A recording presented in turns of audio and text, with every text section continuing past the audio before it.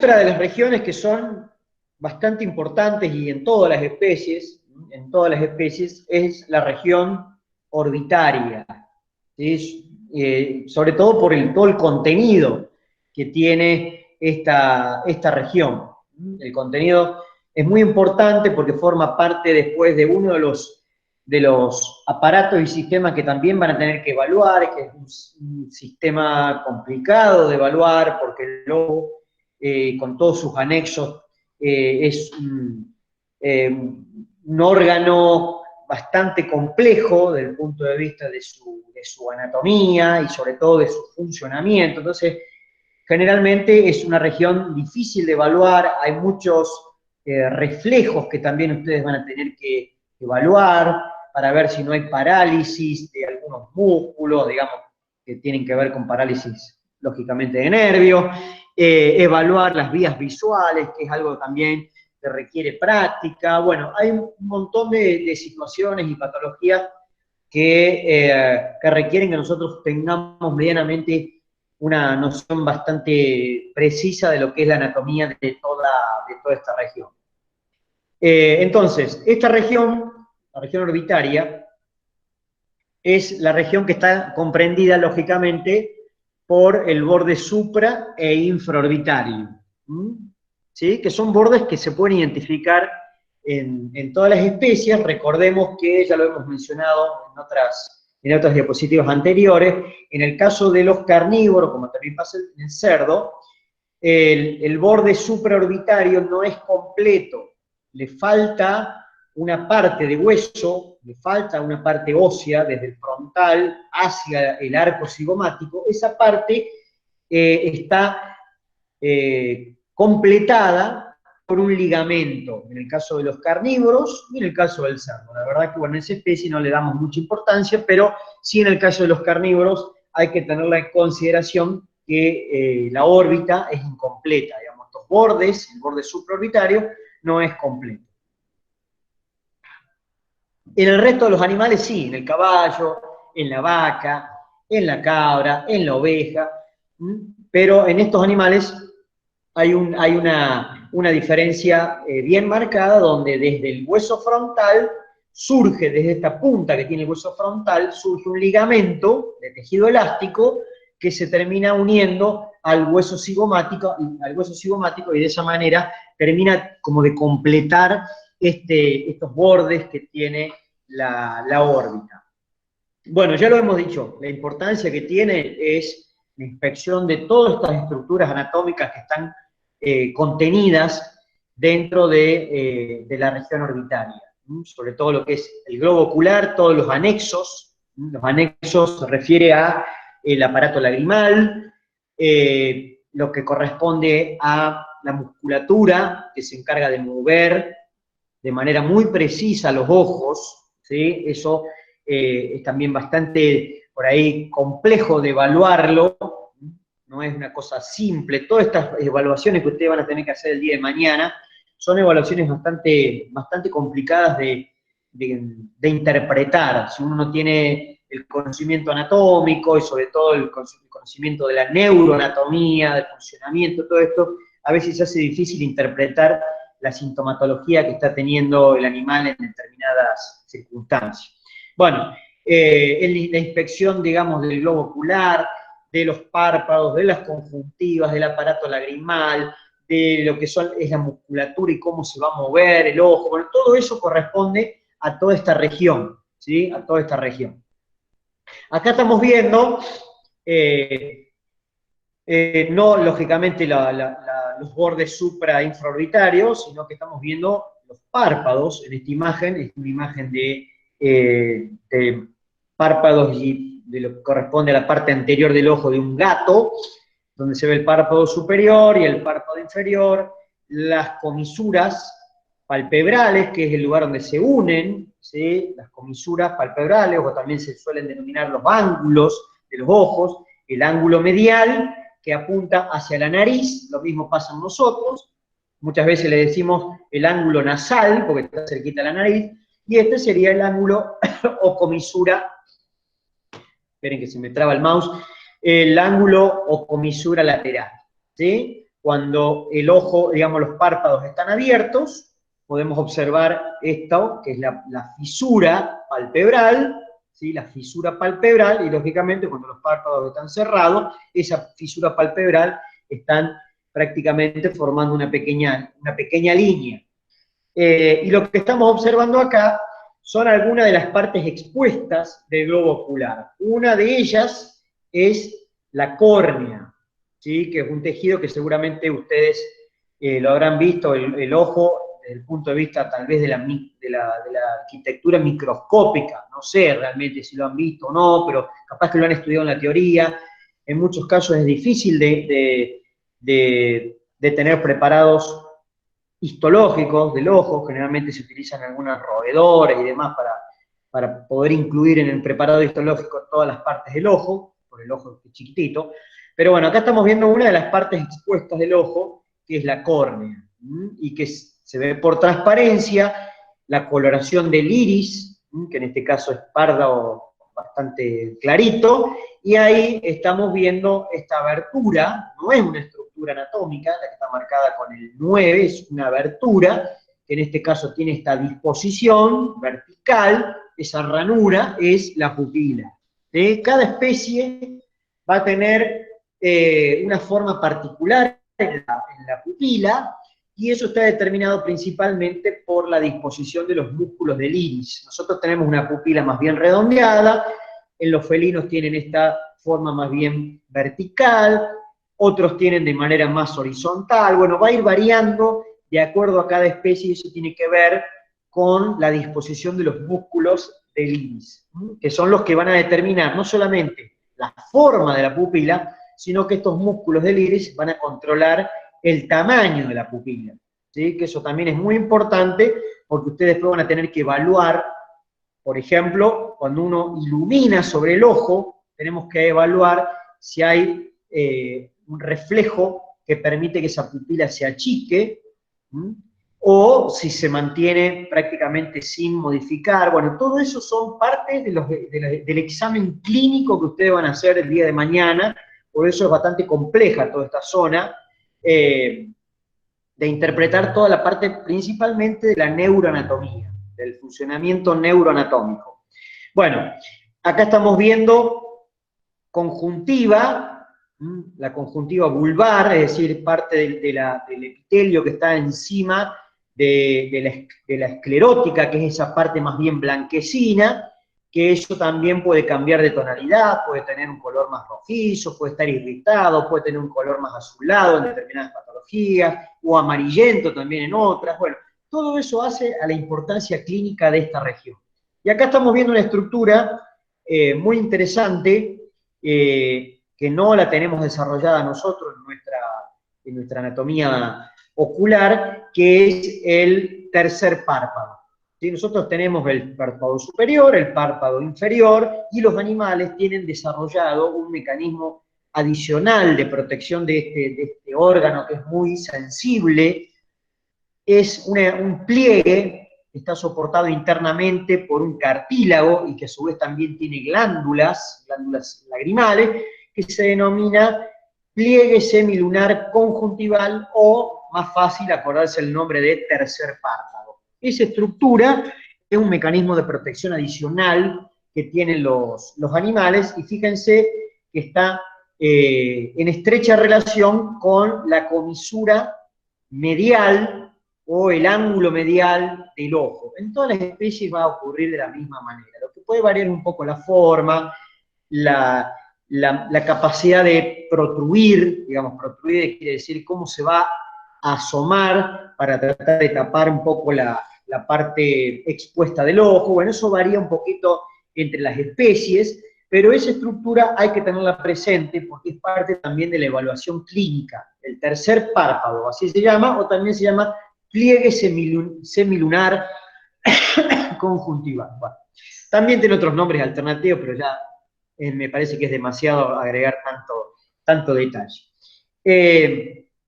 Bueno, ahí marcado con, esto después lo vamos a retomar, y es para tener en consideración este tercer párpado, hay que evaluarlo siempre.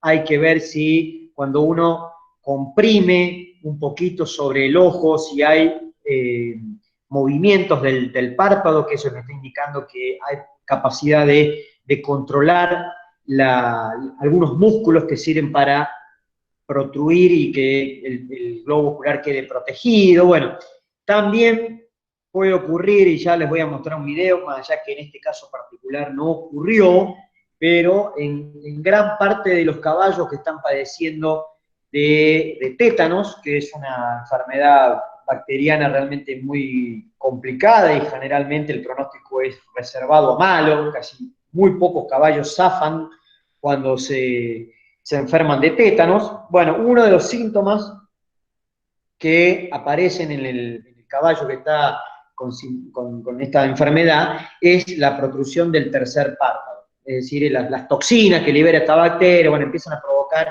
espasmos musculares, contracciones musculares por todos lados y provoca, en la mayoría de los casos, protrusión del tercer párpado. Entonces, generalmente el propietario del animal o el que está a cargo del animal, en algún caso los va a llamar y les va a decir que tiene como una carne crecida arriba del ojo.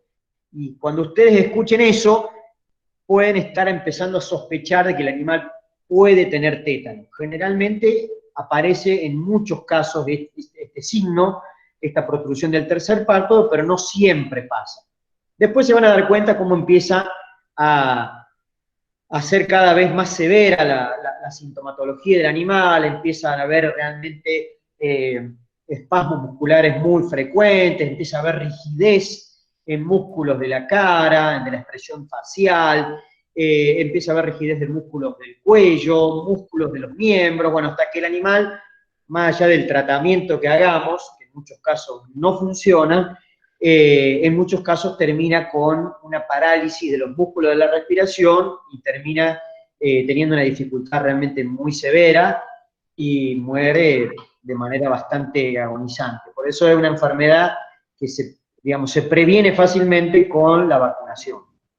Bueno, eso después les voy a mostrar un video de un caso clínico real, que en este caso no tenía el tercer párpado protruido, solamente un poquito, pero sí era bien característico la manera en que tenía la rigidez en los músculos, el músculo de los miembros, la posición del cuello, la cara, la dilatación de los collares, bueno, todo eso que corresponde también a la sintomatología del tétanos. Bueno, entonces, esta estructura que estamos viendo acá, que es el tercer párpado, hay que tenerlo presente, es un elemento de protección adicional y que está vinculado principalmente al ángulo medial del ojo, ¿sí? Al ángulo medial del ojo. Después van a ver todas las maniobras que van a hacer para que el animal protruya ese párpado, en algunos casos puede ser más fácil que en otros, bueno, toda esa cuestión es parte de la evaluación clínica que ustedes van a tener que hacer.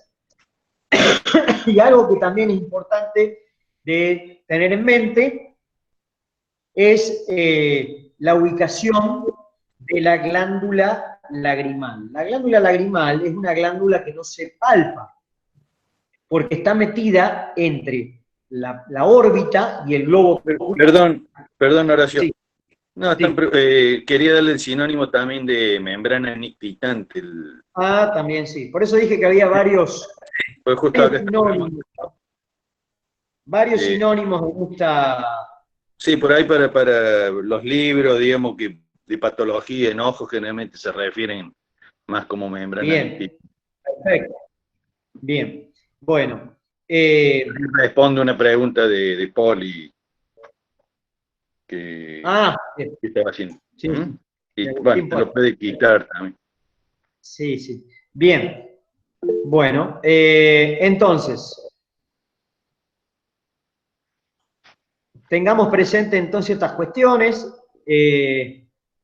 Hay un examen bastante metódico de todo lo que corresponde al aparato visual, que inclusive después vamos a ver que lo van a estudiar en fisiología, es algo bastante complejo porque los ojos, junto con un sistema donde participan también el oído, y el cerebelo, y hay varias estructuras del tronco encefálico, se encargan de alguna manera participar en que el animal tenga una locomoción ordenada, que mantenga el equilibrio, que pueda orientar, ¿no es cierto?, y pueda coordinar los músculos de los miembros y demás a medida que la cabeza se va moviendo y va cambiando de posición, bueno, toda esa cuestión gravitacional en la cual uno mueve la cabeza para un lado y el otro, va siempre acompañado por correcciones inmediatas de lo que es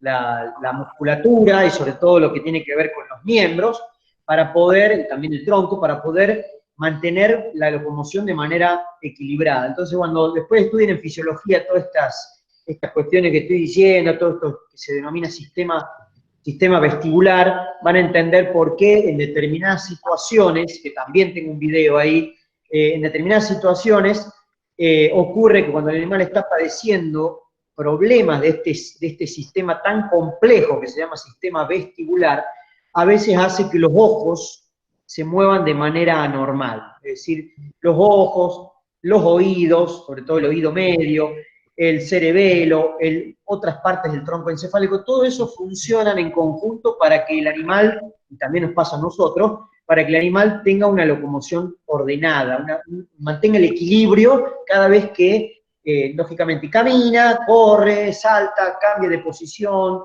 se levanta, se para, mueve la cabeza para un lado, para el otro. Bueno, todo eso envía información al sistema nervioso central para que se pueda acomodar el sistema locomotor y que el individuo mantenga el equilibrio. Eso lo digo de manera muy simplificada porque realmente es muy complejo, pero en determinadas patologías, donde está involucrado también el oído, empieza a fallar este sistema vestibular y eso hace que los ojos se muevan de manera anormal. Que también tengo un video, no sé si va a funcionar y si lo vamos a poder ver. Yo no me dedico a perro, pero una vuelta fui a ver uno y me llamó la atención, lo filmé, y además tenía una locomoción muy particular, y bueno, creo que el diagnóstico lo pude hacer debido a la sintomatología que tenía el animal. Bueno, después si funciona se los muestro, creo que también está cargado del año pasado, pero es un problema... sucede también, Horacio, que se ve bastante frecuente cuando salen de la peña, tipo 6 de la mañana, un poco empinado en 45.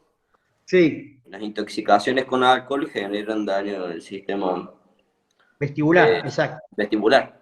Claro, sí. Te contaste porque nunca lo experimentaste. Me lo contaron una vez que también lo diagnostiqué por semiología. Por semiología propia, digo. Sí. Sí. Una autosemiología, pues. Claro, con el espejo. Exactamente. Bueno, eso también tiene que ver con, ¿no es cierto?, el efecto que provoca el alcohol sobre estas cuestiones del sistema vestibular, el sistema que se denomina la propiocepción, que no sabemos realmente dónde estamos apoyando los pies. Eso es parte también de este sistema tan complejo que envía información permanentemente, envía información al sistema nervioso central, es información de tipo que se llama propioceptiva, y que nos permite acomodar los pies y también los animales, lógicamente sus 4 miembros, de la manera en que está el terreno, ¿no es cierto?, para que puedan ir manteniendo el equilibrio. Cuando uno tiene un poco de exceso de alcohol, toda esa información empieza a estar un poco interrumpida y el cerebelo no sabe muy bien cómo manejar todo esto, por eso empieza a haber toda esta falla de equilibrio, y bueno, después vienen otros síntomas más que no quiero ni hablar. Bien. Entonces, esta región orbitaria tiene muchas cuestiones vinculadas con la práctica semiológica, con la práctica clínica, y volviendo un poquito a esta cuestión de la glándula lagrimal, que es el comienzo de todas las vías lagrimales, el comienzo de todo este sistema que sirve para lubricar las partes expuestas del ojo, principalmente la córnea, que es un tejido que es avascular, no tiene vasos sanguíneos, solamente llegan pequeños capilares acá en el límite con la esclerótica, pero es un tejido avascular, pero sí ricamente inervado, ¿sí? Tiene mucha sensibilidad. Pero esa sensibilidad es mucho menor en los animales comparado con nuestra sensibilidad, con la sensibilidad que tenemos nosotros en la córnea. Por eso cuando nosotros a veces vamos a tener que evaluar lo que se denomina el reflejo corneal, cuando uno toca la córnea, o también cuando tocamos los párpados, esa información sensitiva que va a transmitirse a través de qué nervio, que ya lo hemos mencionado un montón de veces. ¿Qué nervio creen ustedes que lleva la información sensitiva cuando yo toco los párpados o cuando toco la córnea? A ver si alguno puede responder esa consigna. A ver. Están con el equilibrio acá. Muchos se quedaron con la alcoholemia, me parece. Con el síndrome vestibular. Con el Sí, síndrome se quedaron con la vestibular. alcoholemia. Bueno. Ahora pueden decir, estoy con síndrome vestibular.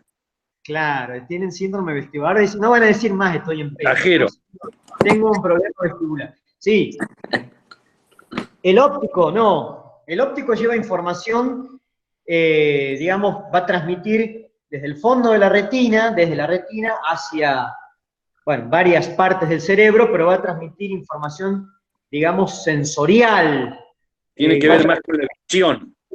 Claro, va a tener que ver con la parte visual, no va por ahí la parte sensitiva.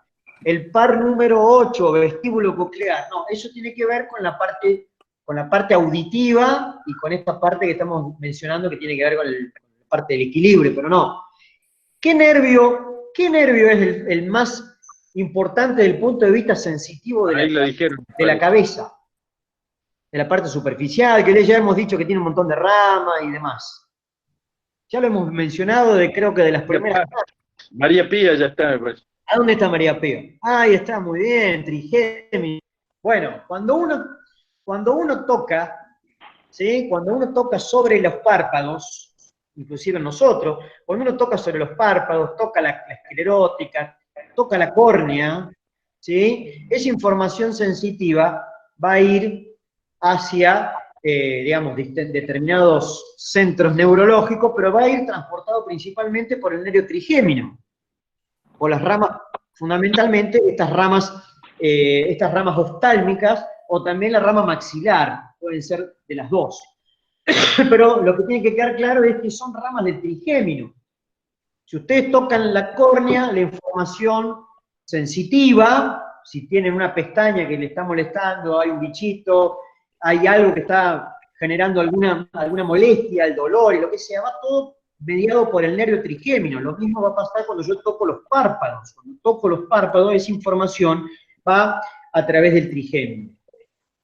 ¿Qué es lo normal cuando yo toco la córnea o toco los párpados? ¿Qué es lo que va a pasar? ¿Qué es lo que debería pasar? ¿Qué creen ustedes que debería pasar? ¿Se debería mantener abierto el ojo, el animal parpadea, bueno, no me sale el nombre, parpadea, a decir, parpadea? ¿Qué creen que es lo que va a pasar con esto? Porque eso es parte también del examen que van a tener que hacer. Debería cerrarse, exactamente. Esa es la respuesta. Eso se llama reflejo palpebral, ¿sí? Reflejo palpebral o reflejo corneal. Debido a que la córnea de los animales tiene menor inervación sensitiva que la nuestra, por ahí cuando uno se entusiasma mucho tocando la córnea, sobre todo en la anestesia, cuando uno ve si están los reflejos todavía se están manteniendo y demás, podemos llegar a lesionar sin darnos cuenta la córnea, porque está menos inervada que la córnea nuestra, que la córnea del humano. Por eso si uno toca los párpados y el animal parpadea, cierra los párpados, bueno, ya quiere decir que tanto el trigémino como el nervio facial están funcionando, y lo mismo de los músculos, es decir, los músculos que se encargan de cerrar los párpados. Es decir, estamos evaluando básicamente un reflejo. Toco y debería cerrarse. Eso es parte de los reflejos que ustedes van a tener que evaluar el día de mañana. Hay un montón de reflejos que van a tener que evaluar y van a tener que interpretar. Otra cosa es el reflejo a la luz. Eso es otra cosa. El reflejo a la luz, cuando yo alumbro, va a través del nervio óptico. Ahí interviene otra cuestión, ahí no interviene el nervio facial, ahí no interviene el trigémino, interviene otra cosa. Son distintos nervios, por eso digo que la inervación, la neuroanatomía del ojo es bastante compleja y hay que tenerla bastante clara para poder interpretar todas estas maniobras que yo hago. ¿Me explico lo que quiero decir con esto? Bueno, ya van a ver estas maniobras semiológicas, van a ver cómo se evalúan los pares craneanos, ¿sí? Hay distintas maneras de evaluar, ¿no es cierto?, los distintos pares craneanos, desde el primero hasta el último, desde el primero, el olfatorio, hasta el último, que es el hipogloso, el número 12. Por eso yo les puse... Sí. ¿Puedo hacer una aclaración ahí? Sí, señor, las que usted quiera. Bueno, con respecto a lo que decías que tiene menos nocicepción, digamos, receptores para el dolor, la córnea del perro. Quería separar un poco lo que es nocicepción de lo que es percepción del dolor, porque por ahí, ¿a qué voy con esto? Que uno va a decir, bueno, recibe menos la sensación dolorosa, por lo tanto, siente menos dolor. Pero bueno, un poco para separar esas dos cuestiones. Porque si no, después por ahí hacen cirugía y tocan la córnea más y no es que no le duela. No, más vale que le duele. ¿Sí? Exacto. No, más vale que le duele. Sí. No solo que vas a hacer el párpado, sino que encima te va a morder. Exacto. Sí, por eso no hay que entusiasmarse mucho con esto. Bueno, entre otras cuestiones, dice Antonella, profe, cuando la alumbran con una linterna y la mueven, ¿para qué es? La mueven, digamos, la pupila, digamos. A eso se está refiriendo Antonella de Andrea. Bueno, creo que ahí Darío respondió. Si eso se llama reflejo pupilar, ¿sí? Que es mucho más complejo todavía, mucho más complejo la interpretación de esto, porque ya van a ver, y esto lo pueden hacer ustedes con su propia mascota, o ustedes mismos se ponen enfrente de un espejo y se alumbran con una linterna, lo ideal es que se alumbren un solo ojo, y van a ver cómo la pupila se va a achicar, debería achicarse frente a ese estímulo lumínico, que es un mecanismo de protección, para que no entre demasiada luz y lesione la retina, de la parte sensible, la parte fotosensible del ojo, pero van a ver que rápidamente también se va a achicar, debería achicarse la pupila del ojo contrario, por más que no estén alumbrándolo con la linterna. ¿Por qué ocurre eso? Sin saber mucho de todo este rasgo pupilar. A ver si alguno se da una idea de por qué pasa eso. ¿Por qué yo estoy alumbrando un ojo, se achica la pupila en el ojo que lo estoy alumbrando, pero muy rápidamente también se achica la pupila del otro lado? Porque están conectados por el quiasma óptico. Le pegó en el ojo. Muy bien, esa es la respuesta. Porque los nervios ópticos, ¿sí? Los nervios ópticos se entrecruzan y hay fibras nerviosas que pasan del ojo izquierdo hacia el ojo derecho, y del otro lado pasa lo mismo, del derecho y del izquierdo. Esa cantidad de fibras o axones que se entrecruzan y pasan de lado a lado va a depender un poco también de las especies.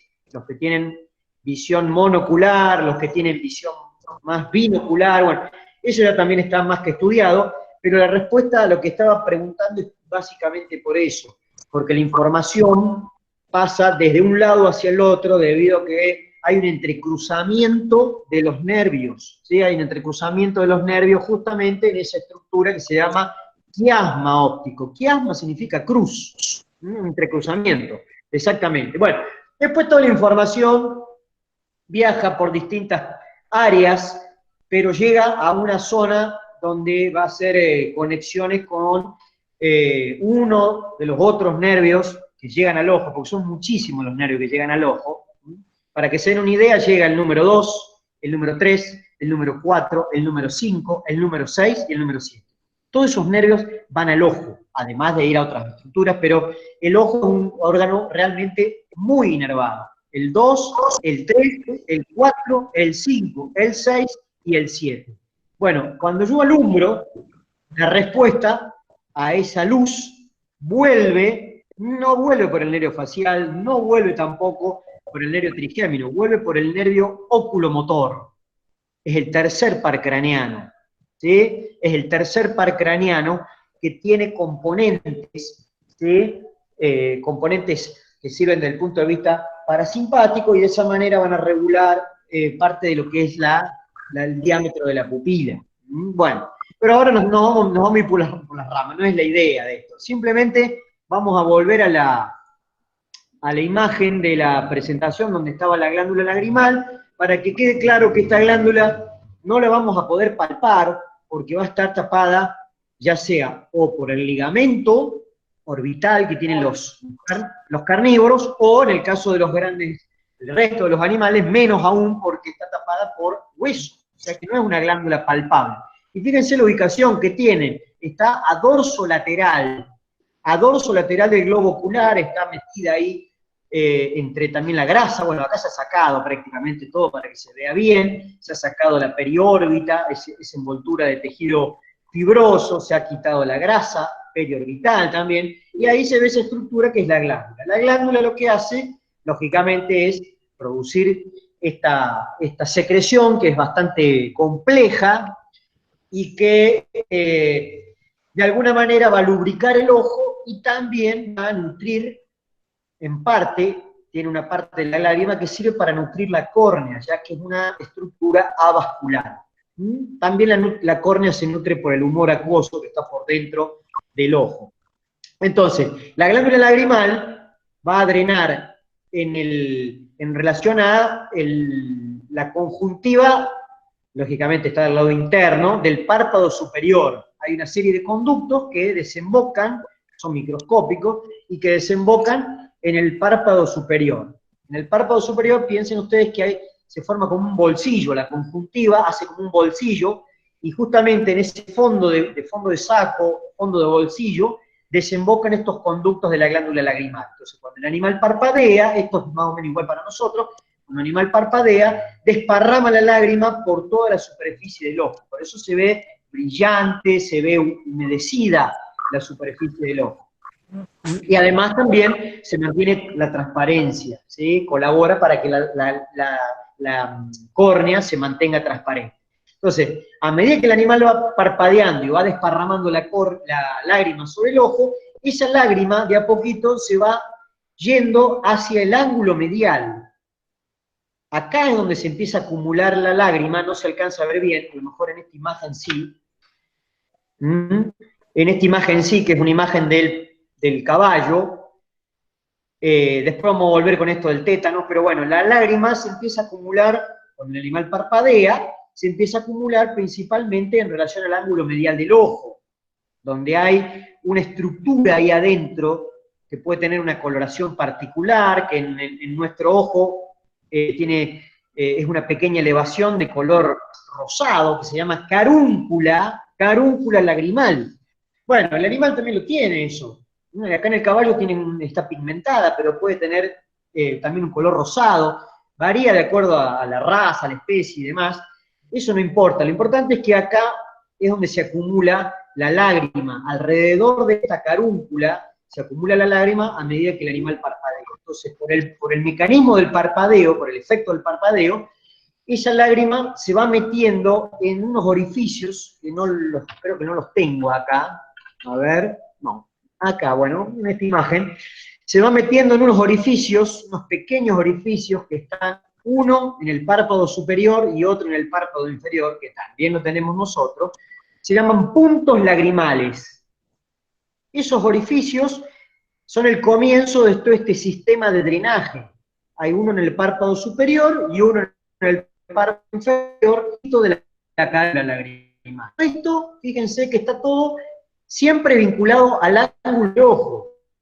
La carúncula lagrimal, está el tercer párpado, están los orificios de los conductos, es decir, los puntos lagrimales, todo esto al ángulo de ojo. ¿Sí? Si volvemos a la imagen anterior, esos orificios no se alcanzan, uno y el otro más o menos, ¿sí? Son dos orificios que alcanzan a ver, si ustedes lo mueven el párpado, van a esos orificios. Y bueno, ya la se va metiendo, va haciendo